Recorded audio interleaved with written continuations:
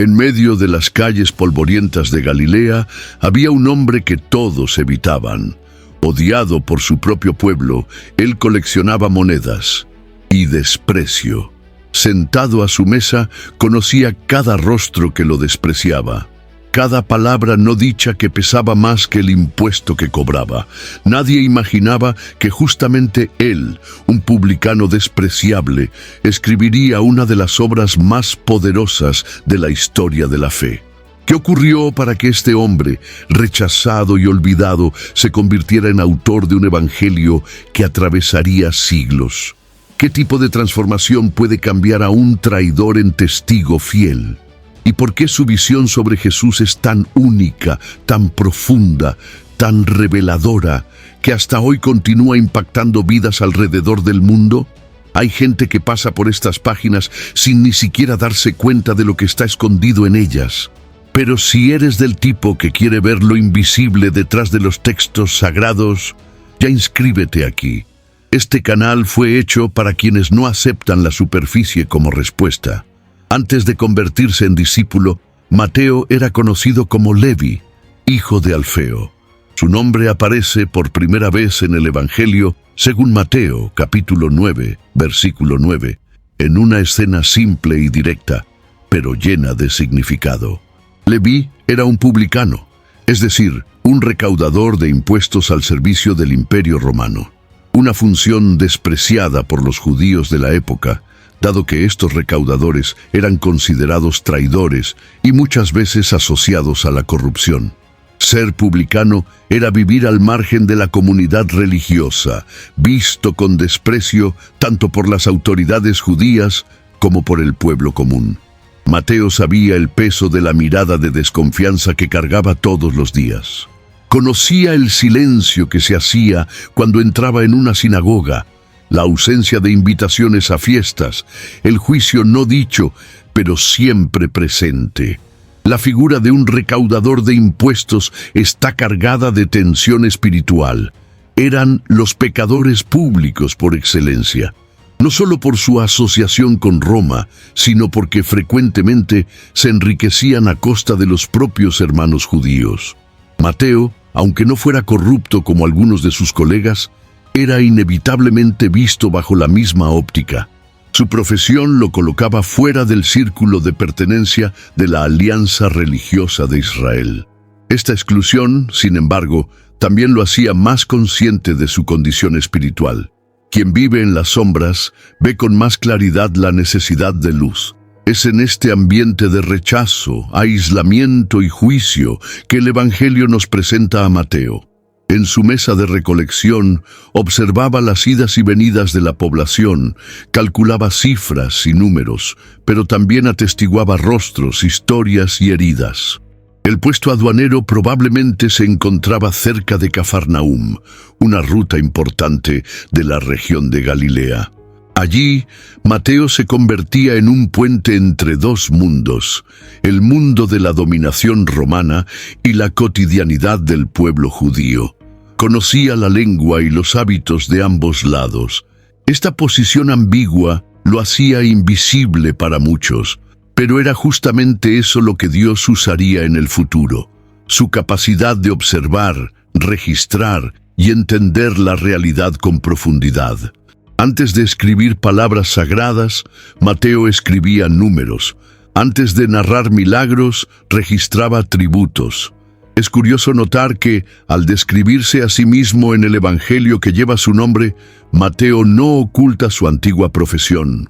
En lugar de eso, se presenta como Mateo, el publicano, aunque sabía que esta identificación podría causar repulsión. Lo que podría haber sido borrado por vergüenza, lo transforma en testimonio. Al hacer esto nos enseña que Dios no desprecia los capítulos anteriores de nuestra historia. La redención no elimina el pasado, lo resignifica. El hecho de que Mateo incluya su antigua ocupación muestra la honestidad de su narrativa y la profundidad de su transformación.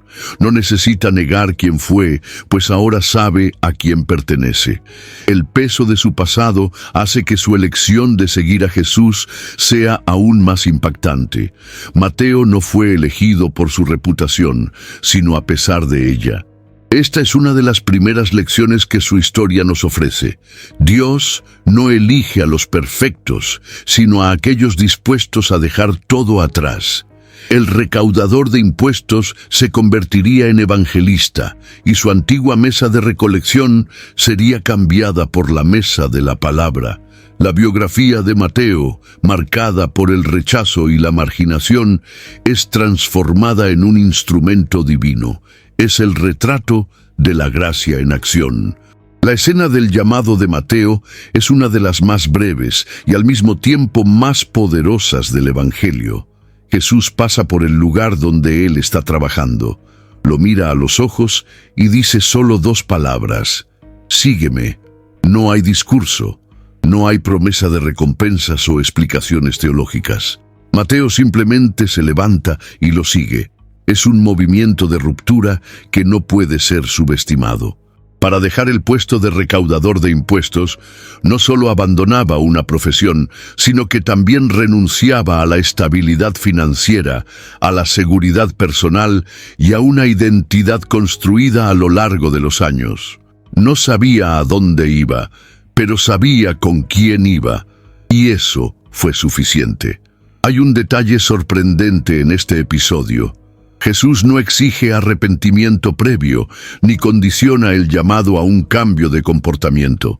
Él ve a Mateo en su estado actual y lo llama exactamente como está.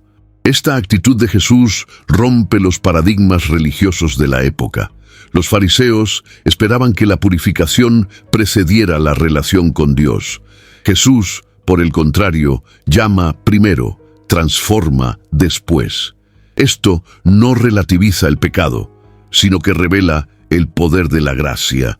El llamado de Jesús es el inicio del cambio y no su recompensa. Es como si en ese instante Mateo escuchara una nueva definición sobre sí mismo, algo que ninguna voz humana le había dicho antes: tienes valor para Dios. La respuesta inmediata de Mateo revela algo profundo. Ya había sido preparado en silencio. Tal vez, en sus noches solitarias, en sus conversaciones internas, ya ansiaba por algo más. Jesús aparece como la respuesta a una pregunta que Mateo no se atrevía a verbalizar. No se trata de impulsividad, sino de discernimiento. Reconoce la oportunidad que la mayoría no veía. Otros veían a un carpintero itinerante. Mateo vio al Mesías. Su prontitud en seguir nos dice que el verdadero encuentro con Cristo genera una reacción inmediata. No hay forma de permanecer neutral ante un llamado tan personal. Poco después del llamado, Mateo ofrece un banquete en su casa e invita a otros publicanos y pecadores. Esta fiesta tiene un significado simbólico y espiritual profundo. Es el testimonio público de que algo nuevo ha comenzado. No solo sigue a Jesús en silencio, sino que se toma el tiempo de presentar a su nuevo maestro a aquellos que, como él, también vivían al margen. Es la primera demostración misionera de Mateo, llevar a otros al encuentro que transformó su vida. Su mesa, antes usada para pesar monedas e imponer deudas, ahora se usa para compartir comunión y gracia. Este gesto nos enseña que el Evangelio no es una experiencia privada, sino un llamado a invitar a otros a la misma mesa. El llamado de Mateo es un espejo del llamado de cada discípulo. No escuchó una predicación elaborada, ni tuvo una preparación religiosa previa. Escuchó una voz que lo vio por completo, fallas, dolores y potencial, y respondió con entrega total. Lo que cambió todo no fueron argumentos, sino una mirada. La mirada de Cristo que no se detuvo en la apariencia, sino que penetró en lo íntimo. Este llamado continúa resonando hoy, invitando a cada uno a dejar lo viejo y seguir hacia el propósito. La respuesta de Mateo, silenciosa pero poderosa, aún inspira a aquellos que desean transformar sus mesas de recolección en altares de redención. Entre todos los discípulos, Mateo tal vez fuese el menos probable de convertirse en autor de uno de los 4 evangelios. Al principio no había en él ninguna indicación de talento literario, preparación religiosa o influencia espiritual. Pero precisamente esta improbabilidad es lo que hace que su autoría sea tan extraordinaria. Dios elige no según los criterios humanos, sino en base a propósitos eternos. Mateo, con su experiencia como recaudador de impuestos, poseía una habilidad esencial para la misión que se le confiaría: atención a los detalles. Durante años organizó registros, anotó valores, mantuvo cuentas. Ahora usaría esas mismas habilidades para organizar los acontecimientos de la vida de Jesús con precisión y propósito. Además de la competencia técnica, Mateo llevaba una perspectiva singular sobre la sociedad. Había visto el contraste entre los ricos y los pobres, entre los religiosos y los olvidados. Su posición lo convertía en un observador privilegiado de la hipocresía, de las tensiones sociales y del dolor oculto. Cuando escribe su evangelio, no lo hace como un teólogo de academia, sino como alguien que conoció la gracia de cerca. Eso le da a su escritura un tono profundamente pastoral. No solo narra eventos, comunica esperanza. Su texto está lleno de citas del Antiguo Testamento, no por pedantería, sino para mostrar a sus lectores judíos que la historia de Jesús es la continuidad de la historia de Israel. El Evangelio de Mateo está escrito con el objetivo claro de mostrar que Jesús es el Mesías prometido. Para esto, conecta continuamente profecías antiguas con los eventos de la vida de Cristo. Menciona, por ejemplo, que el nacimiento en Belén, la huida a Egipto y hasta la enseñanza en parábolas son el cumplimiento directo de profecías. Esto no es solo información histórica, es una invitación a la fe. Mateo quiere que sus lectores vean que nada en el ministerio de Jesús fue aleatorio. Todo fue orquestado para revelar el plan de Dios. Este enfoque muestra su reverencia por las Escrituras y su preocupación en presentar una fe racional, basada en evidencias y promesas cumplidas. Otro motivo por el cual Mateo se habría sentido compelido a escribir un evangelio está relacionado con su amor por el pueblo judío. Conocía las dudas, los anhelos y las resistencias de su gente. Al escribir, no intenta agradar a griegos y romanos. Habla como un hijo de Israel a otros hijos de Israel, deseando que reconozcan en Jesús al Mesías que esperaban desde hacía generaciones. Su evangelio es el más judío de los 4, repleto de expresiones hebraicas, referencias culturales y símbolos del templo.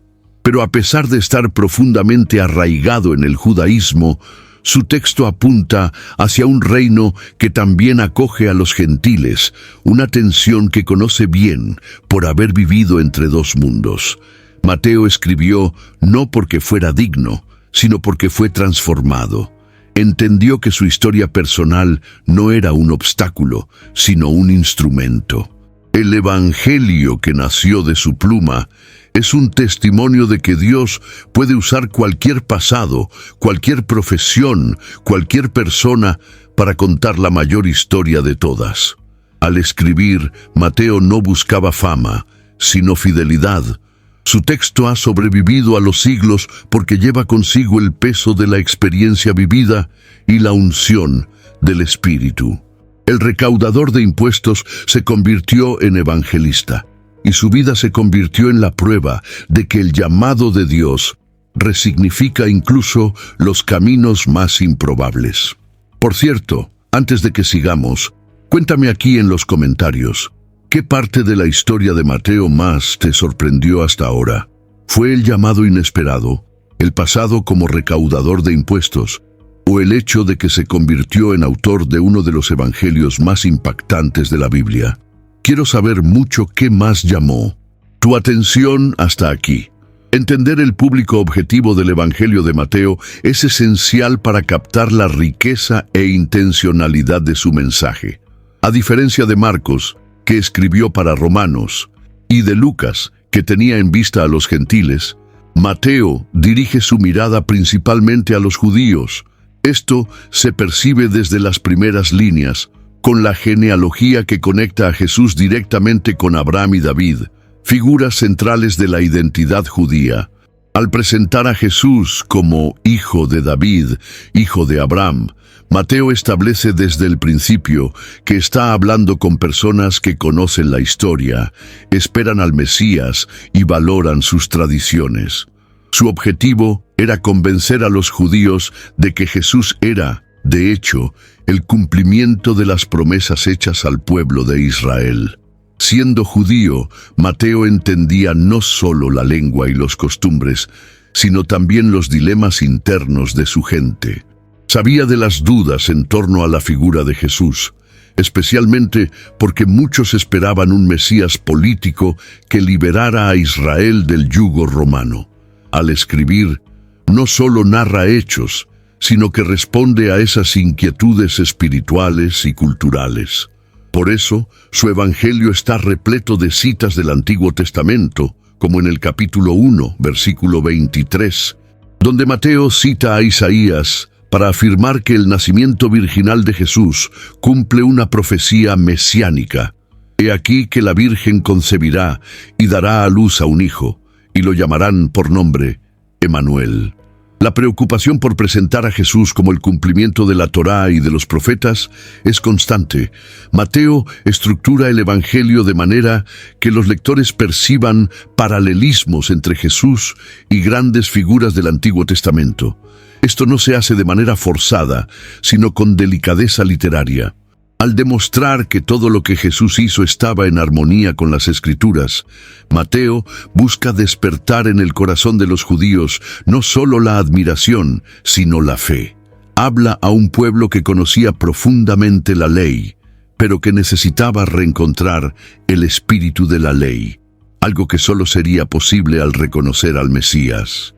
Al mismo tiempo, Mateo es cuidadoso en no restringir el mensaje solamente a los judíos. Prepara al lector desde los primeros capítulos para el alcance universal del reino de Dios. La inclusión de los magos venidos del Oriente en la narrativa del nacimiento de Jesús, por ejemplo, muestra que desde el principio había una invitación extendida a los gentiles. Más adelante, en el capítulo 28, versículo 19, Jesús ordena a los discípulos que hagan discípulos de todas las naciones, revelando que, aunque el Evangelio comienza con un enfoque en Israel, se expande hasta alcanzar todo el mundo. Mateo escribe para judíos, pero con la mirada puesta en los confines de la tierra. Esta tensión entre lo particular y lo universal es una de las mayores riquezas del texto. Al escribir para los judíos, Mateo valora la historia, la cultura y la identidad de su pueblo. Al mismo tiempo, apunta hacia un reino que rompe fronteras. Su evangelio es un puente entre el judaísmo y el cristianismo, entre la antigua alianza y la nueva, entre la exclusividad del templo y la inclusión de la cruz. Al comprender para quién escribió, podemos ver no solo el corazón de Mateo, sino también el corazón de Dios. Un corazón que comienza con un pueblo, pero que desea alcanzar a todos los pueblos. Para el lector moderno, la genealogía de Jesús puede parecer solo una larga lista de nombres, pero para el judío del primer siglo, cada nombre era un ancla histórica, una marca de identidad y un vínculo con las promesas divinas. Mateo inicia su evangelio con esta genealogía intencionadamente. Al colocar la genealogía en el primer capítulo, no solo presenta a Jesús, sino que lo legitima. demuestra que Jesús no surgió de forma aleatoria, sino que es el resultado directo de la historia de Israel, cumpliendo el plan de Dios trazado desde Abraham. Esta secuencia de nombres es como una línea viva que conecta el pasado con el presente, del patriarca a la plenitud del tiempo. Entre los nombres destacados encontramos figuras emblemáticas como David y Salomón, pero también nombres controvertidos como Rahab, Ruth, Betsabé y hasta incluso Manasés. Esto no es un accidente. Mateo no intenta esconder los escándalos o las historias complejas de la genealogía del Mesías. Por el contrario, los destaca. Al incluir mujeres, extranjeros y pecadores, Mateo rompe convenciones y apunta hacia una verdad mayor. El plan de Dios no se realiza por medio de una genealogía perfecta, sino por medio de la gracia que redime incluso las historias más torcidas. La presencia de Rahab, la prostituta de Jericó, por ejemplo, es un recordatorio poderoso de que la redención incluye a los improbables. En el capítulo 1, versículo 16, Mateo concluye la genealogía afirmando que Jacobo engendró a José, marido de María, de la cual nació Jesús, que se llama el Cristo. Esta formulación está cuidadosamente construida. Al no decir que Jesús fue engendrado por José, Mateo ya prepara al lector para la singularidad del nacimiento virginal. Más que una genealogía biológica, lo que está en juego es una línea espiritual, una preparación histórica para la llegada del Salvador. Jesús es el cumplimiento de las promesas hechas a Abraham de que todas las familias de la tierra serían bendecidas. Y también es el rey prometido a David, cuyo trono jamás sería quitado. Además, la estructura de la genealogía en 3 bloques de 14 generaciones lleva un significado simbólico profundo. El número 14 corresponde al valor numérico del nombre David en hebreo, y esta repetición refuerza la idea de que Jesús es el heredero legítimo del trono davídico. Mateo no está solo enumerando nombres. Está haciendo una declaración mesiánica poderosa. Quiere que el lector entienda que la llegada de Jesús no es un evento aislado, sino el clímax de una historia milenaria cuidadosamente guiada por Dios. Cada generación, cada nombre, cada curva en el camino contribuye a la revelación final del Cristo. Leer la genealogía con ojos atentos transforma una lista en un testimonio. Muestra que Dios escribe su historia a través de personas reales, con errores, aciertos, fracasos y redenciones. La genealogía de Jesús es un retrato de la humanidad en su diversidad e imperfección, pero también de la fidelidad de Dios en cumplir lo que prometió. Mateo nos invita a ver en esos nombres los rasgos del plan eterno. Transforma lo que parece ser un comienzo burocrático en una introducción conmovedora a la gran narrativa de la salvación. Desde el principio, el Evangelio de Mateo construye una narrativa basada en una afirmación central. Jesús es el Mesías esperado por Israel. No un líder político o un libertador militar como muchos imaginaban, sino el Salvador prometido en las Escrituras. Para convencer a sus lectores judíos, Mateo recurre constantemente al Antiguo Testamento, mostrando cómo las palabras de los profetas se cumplen de forma precisa en la vida y el ministerio de Jesús. Hace esto no solo como prueba de autenticidad, sino para revelar la belleza de un plan que atraviesa los siglos. El Mesías no es una improvisación divina, sino la promesa cumplida en el momento adecuado, como se registró en Mateo capítulo 2, versículo 5, al citar a Miqueas sobre el nacimiento en Belén. Mateo no solo presenta a Jesús como el Mesías, sino que también redefine lo que eso significa. Para muchos judíos del primer siglo, el Mesías sería alguien que restauraría el trono de David con espada y poder político.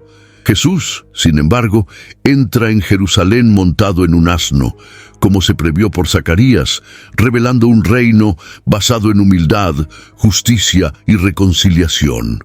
Esta imagen desconcertante fue difícil de aceptar para muchos, pero era el verdadero cumplimiento de las profecías.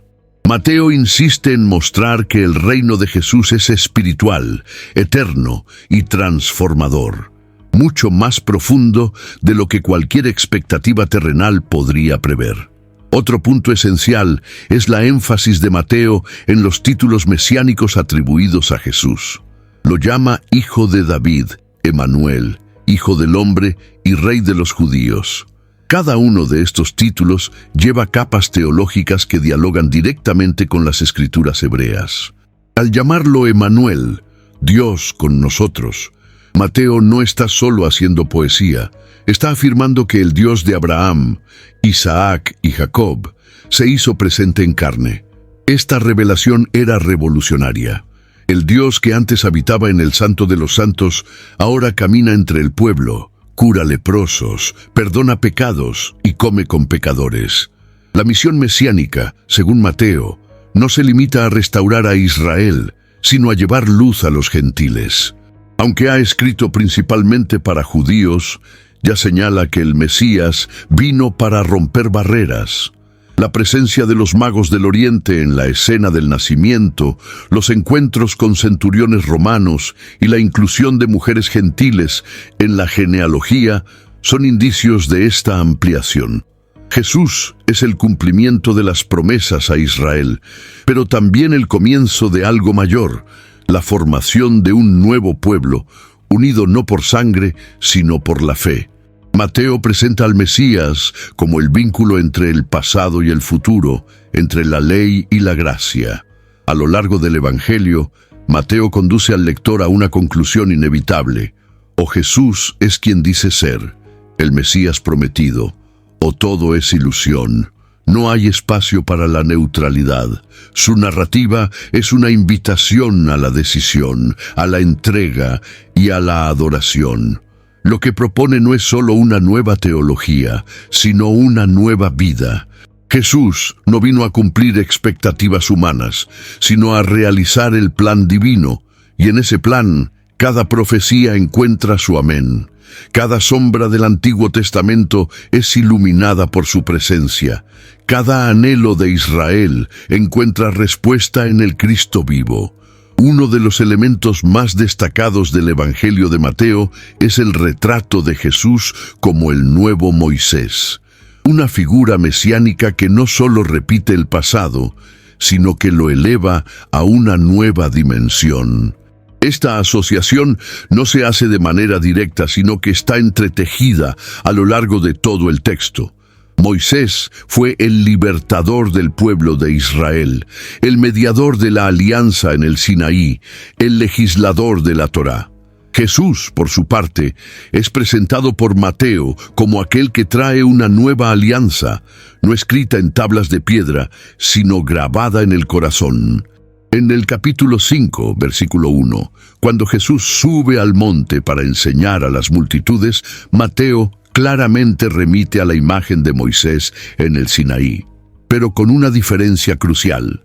Ahora es el propio Dios encarnado quien habla. Las similitudes no terminan ahí. Moisés escapó de la muerte cuando era niño, siendo salvado de las manos de Faraón. Jesús también escapó de la masacre de los inocentes decretada por Herodes, como se registra en Mateo capítulo 2. Ambos pasaron por un periodo de ayuno de 40 días. Moisés en el Sinaí, Jesús en el desierto. Ambos fueron rechazados por su propio pueblo en algún momento de sus jornadas. Mateo construye esta simetría con cuidado, no como una coincidencia literaria, sino como una revelación espiritual.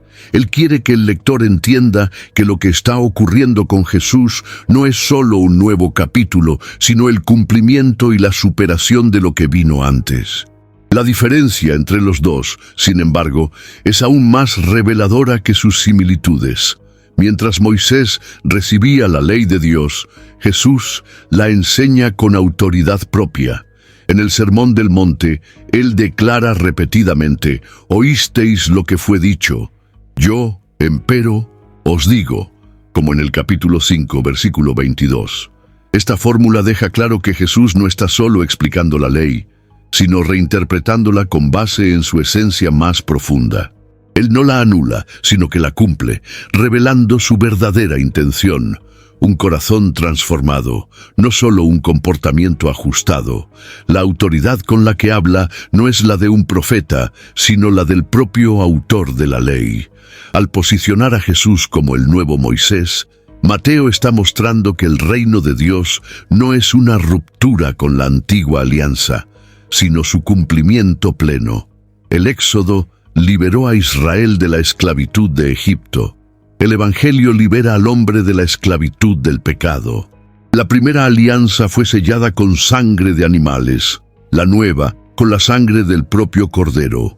Moisés guió al pueblo a una tierra prometida física. Jesús conduce a sus discípulos a un reino eterno. Mateo escribe para judíos que reverenciaban a Moisés y hace que perciban que aquel a quien siguen ahora es mayor que el antiguo legislador. Esta conexión entre Jesús y Moisés no sirve solo como puente teológico, también es una invitación a la confianza. El pueblo seguía a Moisés por la promesa de libertad. Ahora, Mateo invita a sus lectores a seguir a Jesús, no con los pies en el desierto, sino con el corazón rendido. La figura de Cristo como nuevo Moisés revela que Dios no ha abandonado su historia con Israel. Por el contrario, Él la ha llevado a una nueva etapa, una etapa en la que el monte Sinaí da paso al monte de las bienaventuranzas y donde la antigua alianza encuentra su plenitud en la voz de aquel que es Dios con nosotros. Pocos lectores perciben a primera vista, pero el Evangelio de Mateo posee una organización literaria minuciosa, con una estructura que revela una intención pedagógica y espiritual profunda. Más que una simple secuencia de eventos, el texto está arquitectado en 5 grandes discursos de Jesús, cuidadosamente intercalados con narrativas. Este arreglo es tan simbólico como funcional. Para los lectores judíos, la división en 5 bloques remite inmediatamente a los 5 libros de la Torá: Génesis, Éxodo, Levítico, Números y Deuteronomio, sugiriendo que Jesús está ofreciendo una nueva instrucción, una nueva ley para el pueblo de Dios. Estos 5 discursos abordan temas centrales de la vida cristiana: el Sermón del Monte, capítulos 5 a 7, la misión de los discípulos, capítulo 10, las parábolas del reino, capítulo 13, la vida en la comunidad cristiana, capítulo 18, y el discurso escatológico, capítulos 24 y 25. Cada uno de estos bloques termina con una fórmula similar, como en el capítulo 7, versículo 28. Y aconteció que, concluyendo Jesús este discurso, esta repetición intencional marca claramente la transición entre las enseñanzas y refuerza la unidad estructural del texto. La forma en que Mateo alterna narrativa y discurso muestra su deseo de enseñar de manera equilibrada. No quiere solo contar lo que Jesús hizo, sino también transmitir con claridad lo que Jesús enseñó. Al presentar estas instrucciones de manera sistemática, Mateo ofrece un manual espiritual a sus lectores. No escribe solo para informar, sino para formar discípulos. La estructura del texto se transforma entonces en herramienta pedagógica. El lector es conducido progresivamente a una comprensión más profunda del reino, como alguien que sube escalones hacia la madurez espiritual. Esta organización no solo refleja la sabiduría del autor, sino también la inspiración divina. El Evangelio no es fruto del azar, sino de un plan cuidadosamente alineado entre la experiencia humana y la acción del Espíritu. Al seguir esta estructura, el lector es invitado no solo a conocer a Jesús, sino a vivir bajo su enseñanza. La secuencia de los discursos guía al discípulo desde las bases de la ética del reino hasta la esperanza escatológica de la venida gloriosa del Hijo del Hombre. Cada bloque responde a preguntas existenciales. ¿Cómo debo vivir? ¿Cómo debo servir? ¿Cómo entender el reino? ¿Cómo convivir con otros discípulos? ¿Cómo esperar el fin? Percibir esta estructura oculta es como encontrar un sendero secreto en un jardín.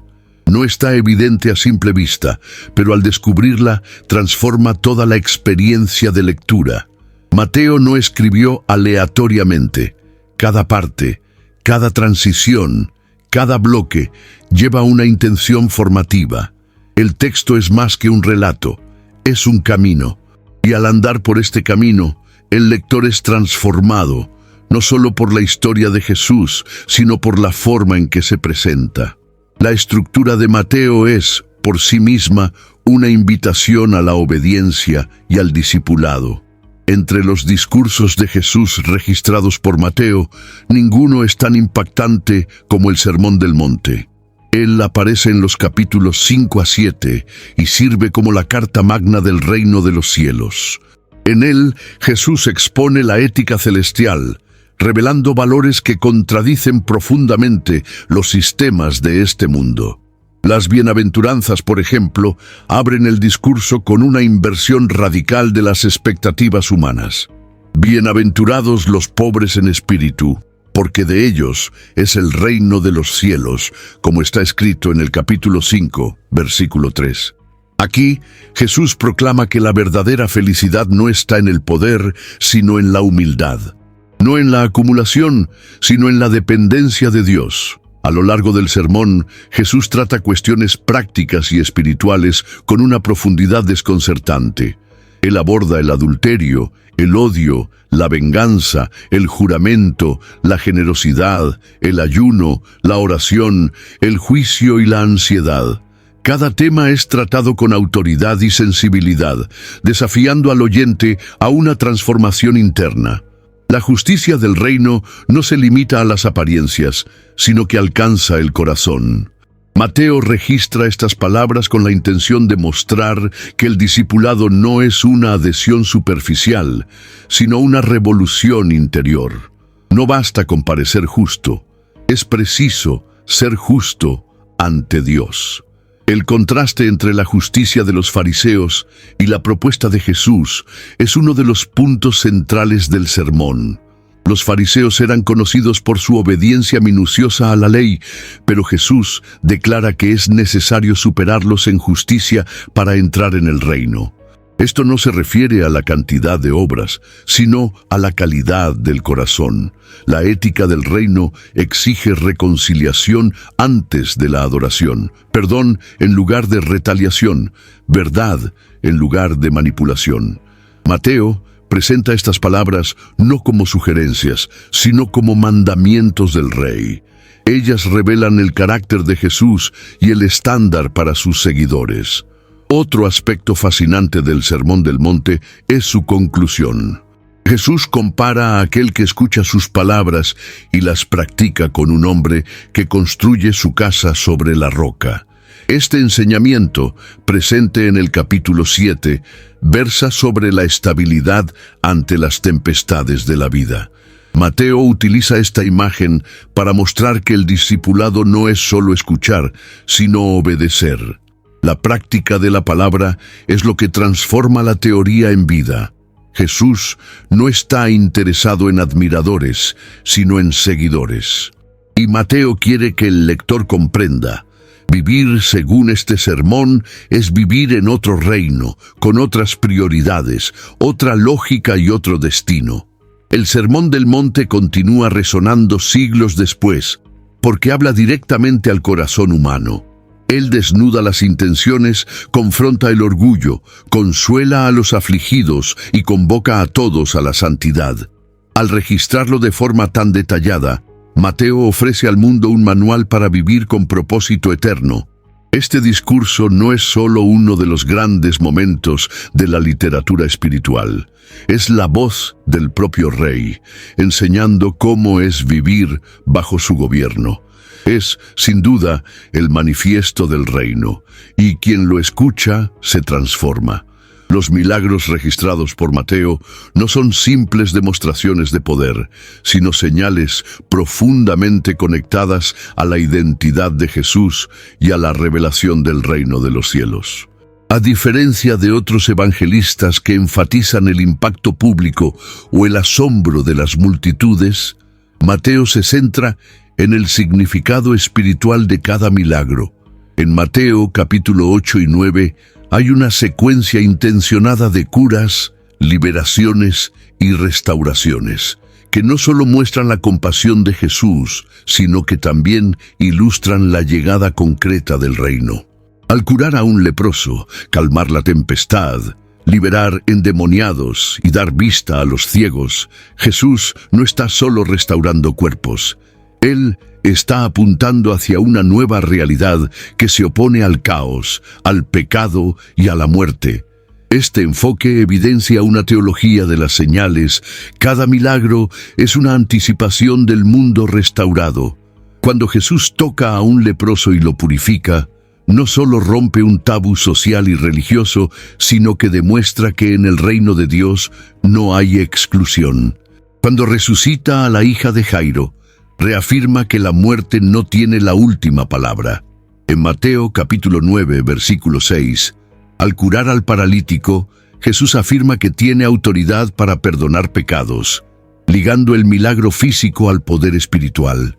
Mateo quiere que sus lectores comprendan que el Mesías no vino solo a resolver problemas inmediatos, sino a inaugurar un nuevo modo de existir bajo el dominio del cielo. Otro detalle notable es la forma en que Mateo destaca la fe como elemento central en los milagros. En muchos casos, Jesús responde a una fe explícita, como en el episodio de la mujer con flujo de sangre que toca su manto y es curada. Mateo capítulo 9, versículo 22. Aquí Jesús no solo cura, sino que elogia la fe de la mujer, llamándola hija, una expresión de ternura e inclusión. Mateo construye sus relatos con cuidado para mostrar que la fe no es solo el medio por el cual ocurre el milagro, sino la verdadera marca de los ciudadanos del reino. No es la posición social, la estirpe o la observancia ritual lo que atrae la mirada de Jesús, sino un corazón que cree. También hay una dimensión pedagógica en los milagros. No son presentados como espectáculos, sino como revelaciones.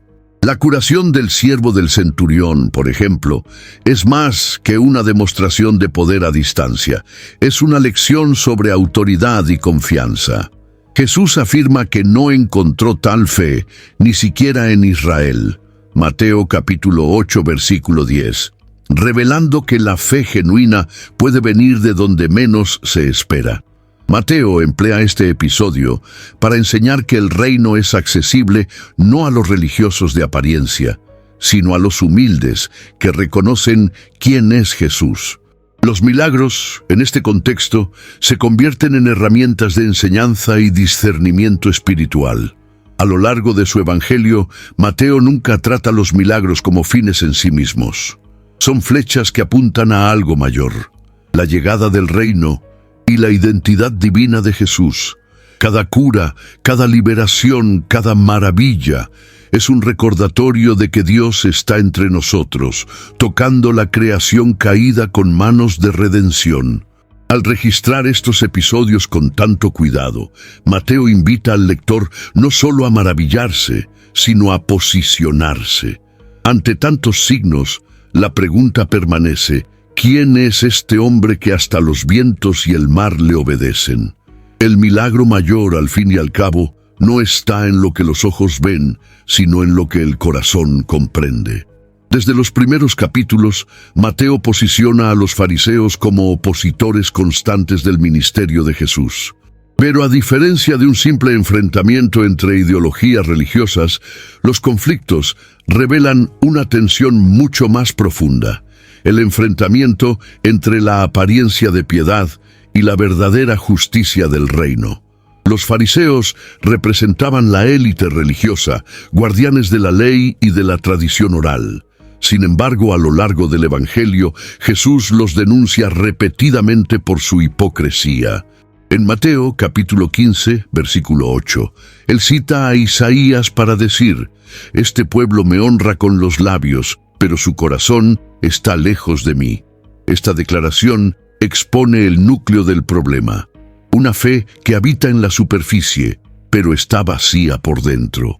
Mateo registra con precisión estos enfrentamientos para mostrar que Jesús no vino solo a cuestionar prácticas religiosas, sino a reformular completamente la comprensión acerca de Dios, la justicia y la adoración. Cuando los fariseos critican a los discípulos por recoger espigas en sábado, Jesús responde con firmeza, recordándoles que el Hijo del Hombre es Señor del sábado. En otras palabras, Él reivindica autoridad sobre la propia ley. Esto no es solo un debate teológico, es una afirmación escandalosa de identidad. Mateo no suaviza estos enfrentamientos, pues entiende que son fundamentales para revelar el choque entre el reino de los cielos y los sistemas religiosos humanos. Estos conflictos también revelan el corazón pastoral de Jesús. Él no expone a los fariseos por placer, sino por celo por la verdad y por las personas que estaban siendo oprimidas por cargas religiosas pesadas e inhumanas. En Mateo capítulo 23, Jesús pronuncia una serie de ay contra los escribas y fariseos, denunciando su sed de estatus, su amor por los títulos y su falta de misericordia. Pero este discurso, aunque firme, también está lleno de dolor. El mismo Jesús que los reprende con palabras duras es aquel que poco después lamenta por Jerusalén con lágrimas en los ojos, diciendo: «¿Cuántas veces quise juntar a tus hijos, y tú no quisiste?» Mateo destaca estos enfrentamientos no solo como episodios históricos, sino como alertas continuas. El peligro del farisaísmo no terminó con los fariseos. Resurge siempre que la religión es utilizada como máscara, cuando el celo doctrinal supera al amor al prójimo, cuando el templo se vuelve más importante que el Dios del templo. Al registrar estos episodios con tanto vigor, Mateo quiere que el lector examine su propio corazón. La verdadera espiritualidad no se mide por prácticas externas, sino por una vida transformada y rendida al Rey. Estos enfrentamientos también sirven como preparación para el clímax de la historia. La resistencia de los fariseos crece hasta culminar en la conspiración que llevará a la crucifixión de Jesús. No lo rechazan por falta de pruebas, sino porque no soportan la luz que expone sus tinieblas. Mateo nos muestra que la mayor oposición al reino puede venir desde dentro del ambiente religioso. Es un llamado a la vigilancia y a la humildad. Jesús no confronta para destruir, sino para despertar. Y el Evangelio de Mateo deja claro que solo hay un camino para evitar el error de los fariseos: dejar el orgullo y seguir a aquel que es manso y humilde de corazón. Mateo dedica un espacio significativo de su Evangelio a las parábolas de Jesús, sobre todo en el capítulo 13, donde una secuencia de historias cortas revela las verdades profundas del reino.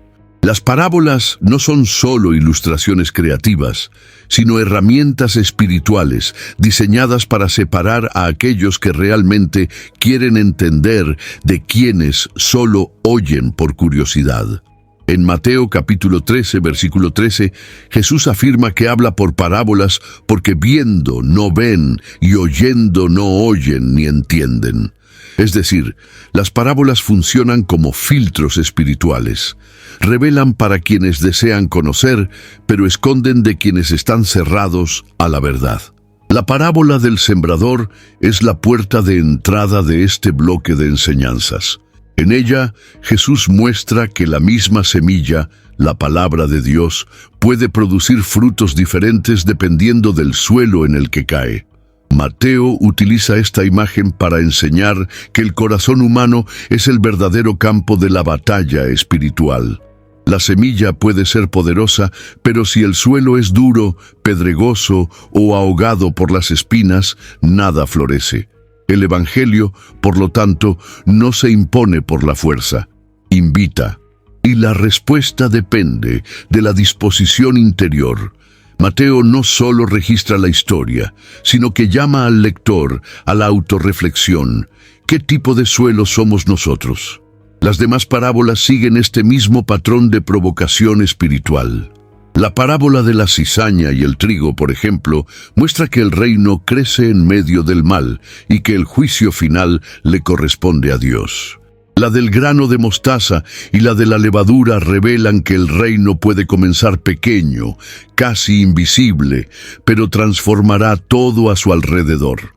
Cada historia aporta un ángulo diferente del mismo reino, y Mateo las organiza con intencionalidad para construir un cuadro completo. No está solo transmitiendo doctrina, está enseñando al lector a ver la realidad con los ojos del Rey. Un aspecto poderoso de las parábolas es que exigen involucramiento emocional e intelectual. No entregan respuestas listas, sino que provocan preguntas. No explican todo, pero despiertan sed de más. Jesús podría haber enseñado de manera sistemática, como los rabinos, pero eligió las historias. Esto revela la naturaleza relacional del reino.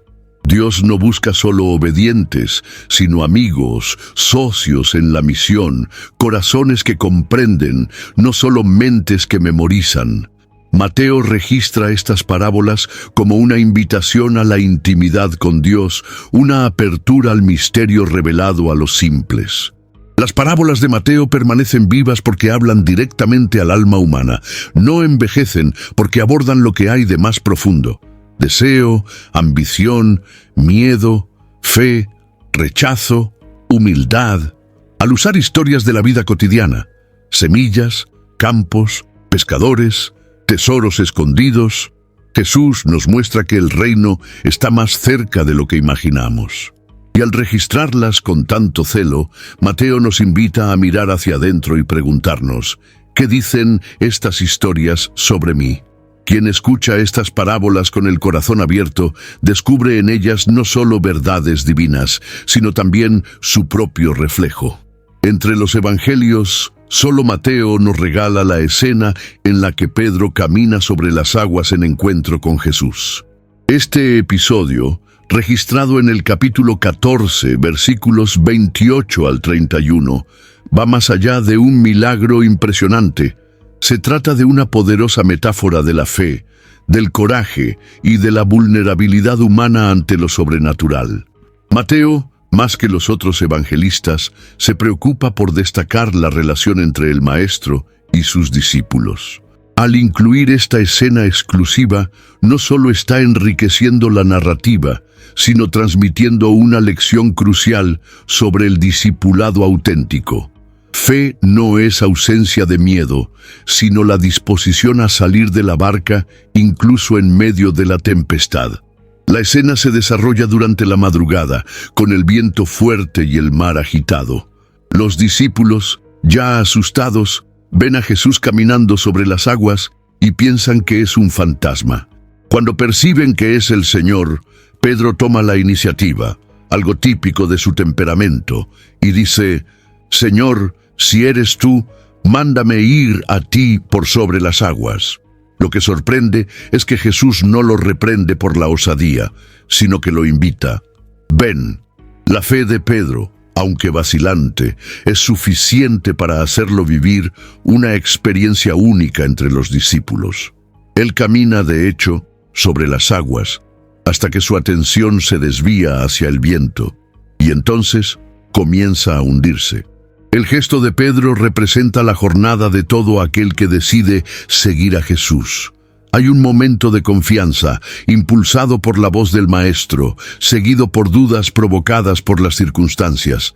Mateo se asegura de mostrar que, incluso hundiéndose, Pedro clama, «Señor, sálvame», y Jesús inmediatamente extiende la mano y lo sostiene.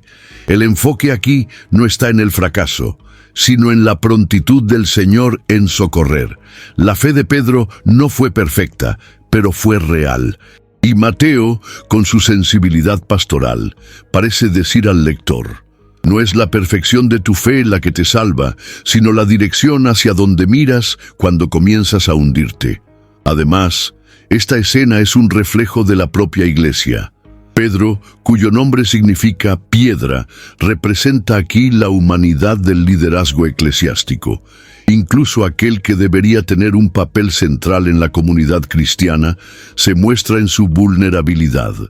Mateo prepara al lector para comprender que la fe no se construye sobre héroes invencibles, sino sobre personas que aprenden a confiar en medio de sus caídas. Pedro se hunde, pero clama, y quien clama es levantado. Esta es una lección de esperanza para todos los que en algún momento sienten que sus fuerzas se están agotando. La inclusión de esta historia por Mateo no es accidental. Combina con el tono de su evangelio una invitación a la confianza, incluso cuando el mar de la vida se agita. Al destacar este detalle, Mateo nos recuerda que los milagros no ocurren solo cuando todo está tranquilo, sino precisamente cuando decidimos caminar donde naturalmente no se puede caminar. La fe que se atreve a salir de la barca, incluso sabiendo que puede fallar, es la misma que encuentra la mano extendida de Cristo. Pedro caminó sobre las aguas, sí, pero sobre todo, caminó hacia la mirada del Salvador. En medio de todos los evangelios, solo Mateo registra una declaración que cambiaría para siempre la historia del cristianismo. Tú eres Pedro, y sobre esta piedra edificaré mi iglesia, como se encuentra en Mateo, capítulo 16, versículo 18. Esta es la primera vez que la palabra iglesia aparece en los evangelios, y no surge como un plan humano, sino como un proyecto divino. Jesús no habla de templos, ritos o estructuras religiosas. Habla de un pueblo. La iglesia, en la concepción de Mateo, no es un lugar, sino una comunidad de fe edificada sobre la revelación de quién es Cristo. El contexto de esta afirmación es una conversación íntima entre Jesús y sus discípulos, cuando él pregunta, ¿quién dicen los hombres que es el Hijo del Hombre? Pedro, inspirado, responde, tú eres el Cristo, el Hijo del Dios vivo. Esta confesión es la roca sobre la cual la iglesia sería construida.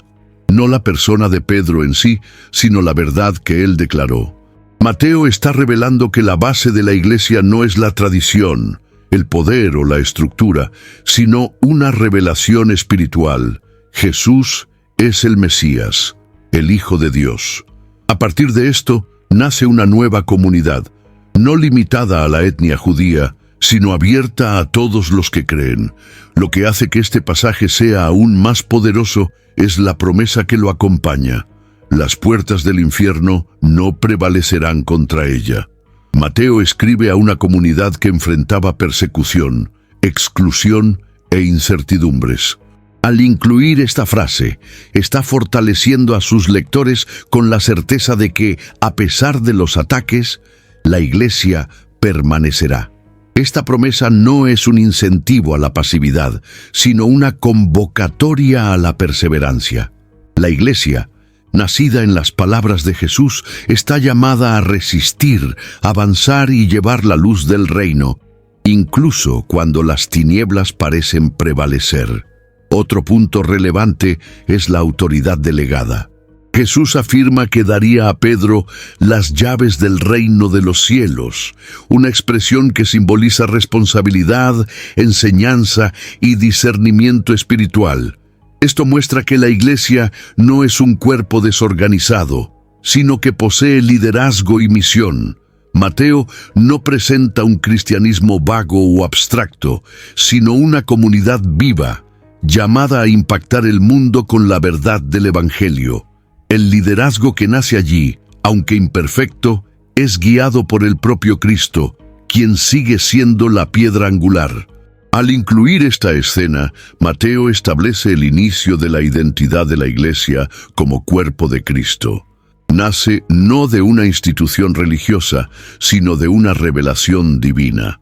Su misión es proclamar que Jesús es el Cristo y vivir de acuerdo con esta verdad. La Iglesia no es fruto del esfuerzo humano, sino de la palabra que sale de la boca del Señor. Y como Mateo demuestra, esta palabra tiene poder para edificar, unir, restaurar y resistir a todas las fuerzas del mal. La Iglesia, según Mateo, es una comunidad nacida de la fe y sostenida por la promesa de un Rey que jamás abandona a los suyos. La narrativa de la pasión de Cristo en Mateo está cargada de detalles que revelan no solo el sufrimiento físico de Jesús, sino también la profundidad espiritual del sacrificio. El autor no describe la crucifixión como un simple evento trágico, sino como el punto culminante de una misión divina.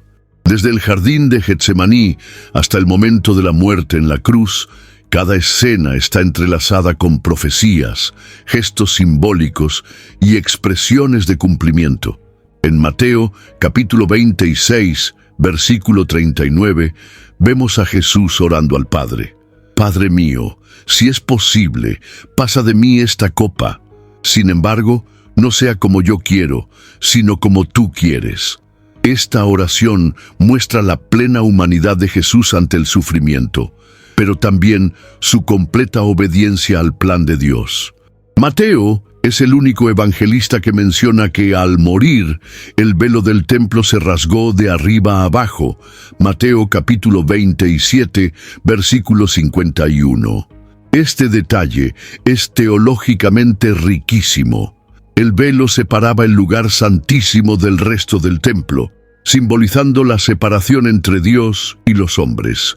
Al rasgarse, indica que, mediante la muerte de Cristo, el acceso a Dios fue definitivamente abierto. Mateo quiere que sus lectores entiendan que el sacrificio de Jesús no fue solo un trágico final, sino la inauguración de un nuevo camino, donde todos, judíos y gentiles, pueden acercarse al Padre sin miedo o intermediarios humanos. Otro elemento exclusivo es la reacción de los muertos que resucitan después de la crucifixión. Mateo capítulo 27, versículo 52, relata que los sepulcros se abrieron y muchos cuerpos de santos que dormían fueron resucitados. Este hecho no es narrado por ningún otro evangelista. Mateo, con esto, apunta hacia la fuerza de la resurrección ya operando en el momento de la muerte de Cristo. Lo que parece ser el fin es, en verdad, el comienzo de una nueva era. La muerte de Jesús no solo redime, sino que tiene poder para transformar hasta el dominio de la muerte. Es un mensaje de esperanza que desborda las fronteras del tiempo. El sufrimiento de Jesús, según Mateo, también está marcado por abandono y traición. Judas lo entrega por 30 monedas de plata, precio de un esclavo, y Pedro lo niega 3 veces. Pero incluso ante el dolor emocional y la soledad, Jesús se mantiene firme. Mateo construye esta parte de la narrativa para mostrar que el rey de los judíos, coronado con espinas y ridiculizado por los soldados, es, en verdad, el verdadero Cordero Pascual. Su realeza no se manifiesta en tronos de oro, sino en la madera de la cruz. Allí, Él reina a través de la entrega, vence a través de la muerte y salva a través de la sangre. La pasión de Cristo en Mateo no es solo un registro conmovedor, es una convocatoria. Cada detalle invita al lector a contemplar la cruz con reverencia, no como símbolo de derrota, sino como trono de la victoria divina. Mateo presenta a Jesús como el Rey sufriente, el Mesías fiel hasta el fin, cuyo amor fue expresado de forma suprema en la cruz. Y para aquellos que leen con fe, esta narrativa se convierte en un recordatorio de que el sufrimiento puede ser el suelo donde florece la salvación. La cruz, según Mateo, no es el fin de la historia. Es el momento en que el cielo toca la tierra y el reino se manifiesta en su forma más pura. La mañana de la resurrección, narrada en Mateo capítulo 28, es el punto más alto de todo el Evangelio. Después del silencio del sepulcro y del dolor de la cruz, La vida irrumpe con fuerza invencible. A diferencia de los otros evangelistas, Mateo da un énfasis especial a la reacción de las mujeres que van al sepulcro. Ellas son las primeras testigos de la resurrección, un detalle que rompe las convenciones sociales de la época y revela el nuevo paradigma del reino. Los últimos serán los primeros, y la fidelidad silenciosa es más valiosa que la posición o el estatus. El ángel que aparece a las mujeres les entrega la noticia que cambiaría el curso de la historia. Él no está aquí, porque ya ha resucitado, como había dicho. Mateo capítulo 28, versículo 6. Este evento no es solo un final feliz para la trayectoria de Jesús, es la confirmación de todo lo que Él enseñó, prometió y representó. La resurrección es la clave que autentica su identidad como Hijo de Dios y Rey del reino eterno. Mateo muestra que el sepulcro vacío no es una metáfora, sino una realidad concreta, presenciada, temida por los guardias y celebrada por las mujeres. Y es en este escenario de victoria silenciosa, lejos de las multitudes, que Jesús aparece a sus discípulos y entrega la misión más audaz ya confiada a hombres. Id, por tanto, haced discípulos de todas las naciones. Mateo capítulo 28, versículo 19. Esta orden, conocida como la Gran Comisión, revela que el Evangelio no es un mensaje local o restringido al pueblo judío. El Jesús resucitado envía a sus seguidores a todas las naciones, indicando que el reino ahora rompe las fronteras de etnia, cultura y tradición. Mateo, que inició su evangelio con una genealogía profundamente judía, termina con una visión global y expansiva. El Mesías de Israel es también el Salvador del mundo.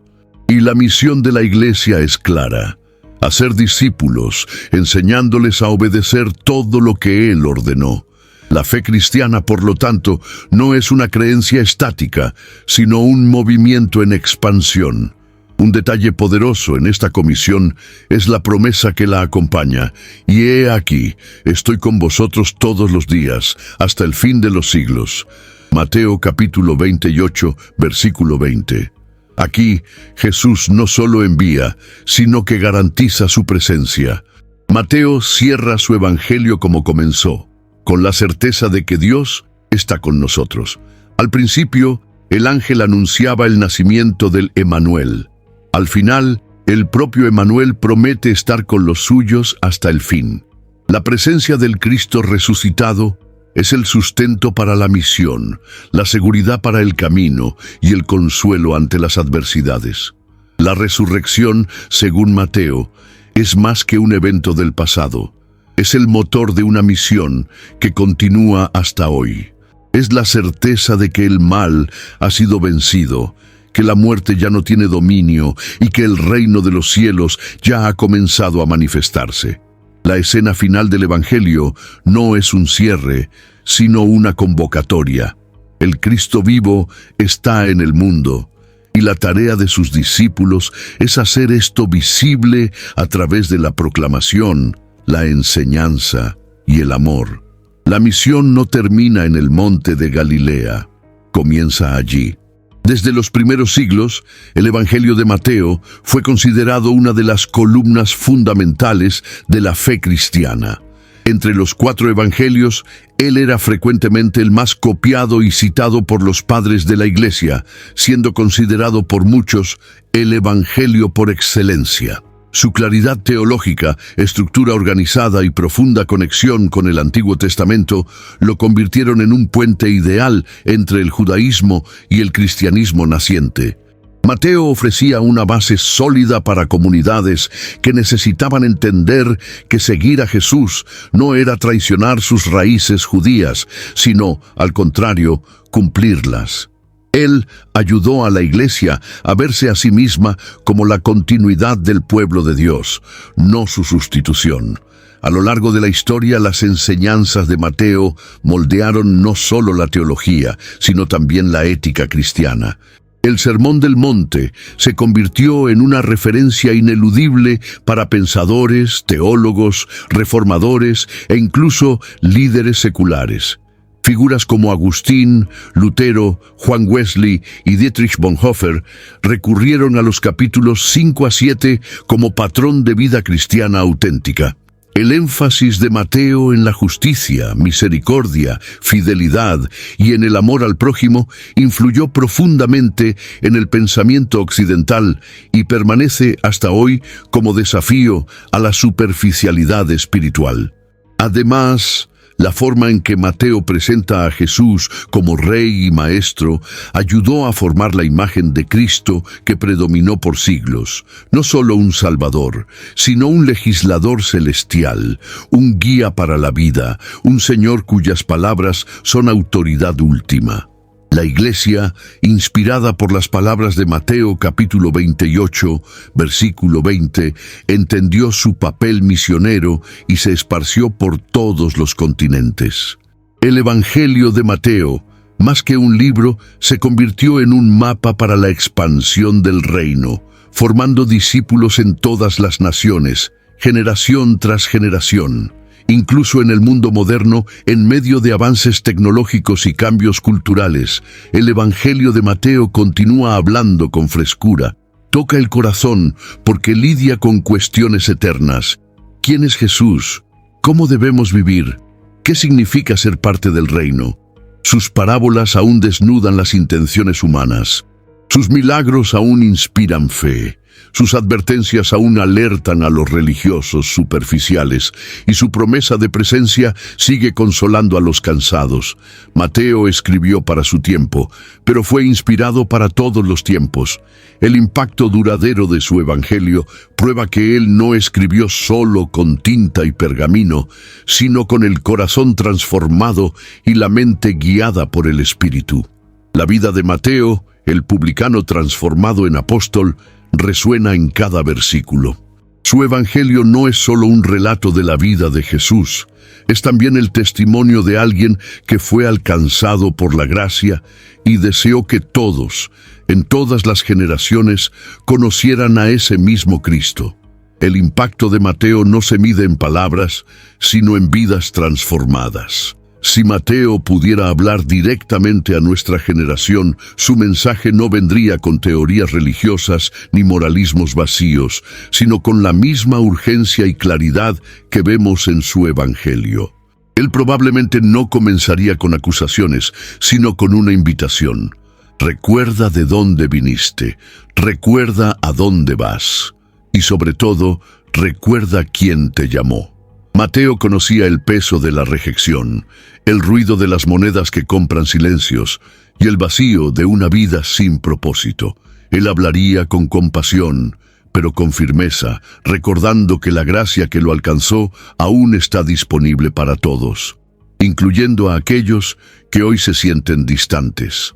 En los días actuales, donde muchos viven rodeados de distracciones y confusiones espirituales, Mateo nos señalaría de vuelta al Sermón del Monte. Él nos recordaría que la felicidad no es lo que el mundo vende, sino lo que el cielo promete a los puros de corazón, a los que lloran, a los que tienen hambre y sed de justicia. Tal vez nos advertiría sobre la tentación de practicar una religión de apariencias, como los fariseos que tanto confrontaron a Jesús. Y con ternura nos animaría a vivir no para agradar a hombres, sino para agradar a Dios, en secreto, donde las intenciones reales son vistas. En un tiempo donde muchos quieren a un Cristo personalizado, moldeado a los deseos personales, Mateo insistiría: el verdadero Jesús es aquel que nos llama a cargar la cruz, a perdonar 70 veces 7, a amar a los enemigos, a entregar la otra mejilla. Él diría que el reino no es una utopía distante, sino una realidad presente para aquellos que deciden obedecer a la palabra. Y nos recordaría que la misión aún está de pie: hacer discípulos de todas las naciones, enseñar a guardar todo lo que Él ordenó, y caminar con la certeza de su presencia hasta el fin de los tiempos. Probablemente, Mateo nos alertaría sobre la ilusión de una fe sin frutos. Él recordaría de la higuera que se secó por no haber producido nada, aún estando llena de hojas. Diría que no basta con escuchar los sermones, asistir a cultos o compartir versículos. El reino se manifiesta donde hay práctica, donde hay transformación, donde el amor se expresa en acción.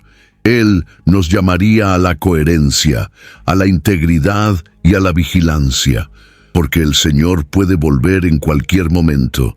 Y tal vez, con lágrimas en los ojos, Mateo concluiría diciendo: «Yo era un hombre olvidado, rechazado y considerado impuro, pero Jesús me vio, y Él me llamó. No fui elegido por merecer, sino por gracia, y si Él me llamó, puede llamar a usted también». ¿Qué va a hacer con ese llamado? Esa sería la voz de Mateo a nuestra generación, no una voz distante, sino profundamente humana, transformada y apasionada por un rey que aún continúa llamando. Mucha gente vive pensando que ya ha visto y oído todo de la Biblia, hasta cruzarse con historias como la de Mateo. Si este contenido te hizo recordar por qué la fe aún emociona, comparte con alguien que también valora cada detalle de la palabra. Y claro, deja tu comentario. Tu vivencia puede iluminar la jornada de otros. Y si aún no te has inscrito, hazlo ahora. Aquí, cada video es un reencuentro con lo esencial.